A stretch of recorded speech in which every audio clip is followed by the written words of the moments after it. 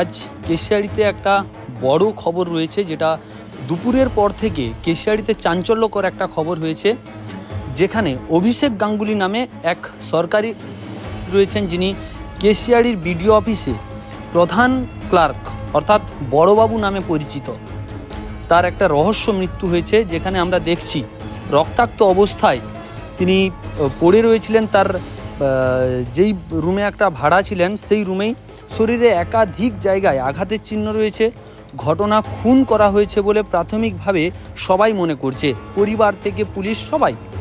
এবং এই ঘটনার তদন্তে যিনি এসছেন এসডিপিও বেলদার এসডিপিও, এবং কিছুক্ষণ আগে অর্থাৎ 7:30 নাগাদ এই ঘটনায় জড়িত সন্দেহ শিবু রাউল নামে একজনকে গ্রেপ্তার করেছে পুলিশ। পরিবারের লোকেরা থানায় ইতিমধ্যে লিখিত একটা অভিযোগ করেছেন। সংবাদ মাধ্যমে তারা এই ঘটনাকে খুন বলে মনে করছেন। সেই মতো তড়িঘড়ি পুলিশ এবং সঙ্গে কারা কারা জড়িত আছে সেটা পুলিশ পুরো তদন্ত করছে।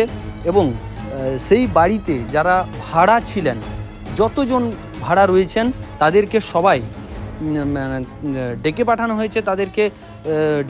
হয়েছে। ইতিমধ্যে কেশিয়াড়ি থানায় তারা উপস্থিতও রয়েছে এবং পুরো ঘটনার পুঙ্খানুপুঙ্খভাবে তদন্ত চালাচ্ছে। যেহেতু একটা বিডিও অফিসের বড়বাবুর পদে তিনি ছিলেন এবং তিনি অ্যাকাউন্টের কাজবাজ দেখতেন, তাই পুরো পুলিশ প্রশাসন তদন্ত চালাচ্ছে।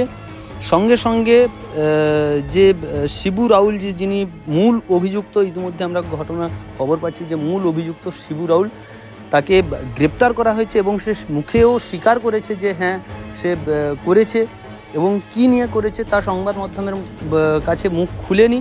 তবে কেশিয়াড়ি থানার পুলিশ ইতিমধ্যে তদন্ত চালাচ্ছে।